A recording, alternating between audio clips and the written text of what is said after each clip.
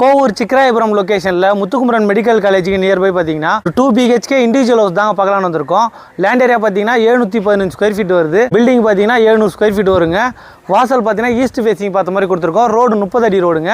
Main ரோட்லேருந்து just ஒரு 200 மீட்டர்லேயே வந்துடும் இந்த வீடு. கேட் பார்த்தோன்னா ஸ்கொயர் ராடில் வருதுங்க. உள்ள வந்தோடனே போர்ட்டிகோ வருது. செப்டிக் டேங்க் இருக்குது. டிக்கெட்டு கீழே ஒரு பாத்ரூம் கொடுத்துருக்கோங்க. நம்ம எல் டைப்பில் வீடை சுற்றி செட் பேக் இருக்குது. சேஃப்டி கேட் பார்த்தீங்கன்னா எம்எஸ்ல வந்துடும். மெயின் டோர் பார்த்தீங்கன்னா டீ குட்ல வந்துருங்க. சூப்பரான டிசைனில் உள்ள வந்தோடனே லிவிங் கம் டைனிங் ஹால் வருதுங்க. பால் சீலிங் பியூட்டிஃபுல்லாக பண்ணி கொடுத்துருக்கோம்.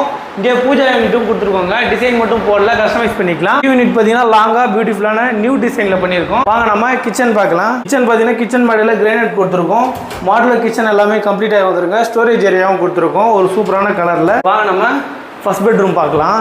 இதில் ஒரு ஃபர்ஸ்ட் டோர் வந்துருங்க. ஜன்னல் உட்டனில் கொடுத்துருக்கோம். செட் பேக் இதெல்லாம் வென்டிலேஷன் நல்லாயிருக்கும். கபோர்டு லாஃப்ட் எல்லாமே உங்களுக்கு கம்ப்ளீட் பண்ணி கொடுத்துருக்கோம்.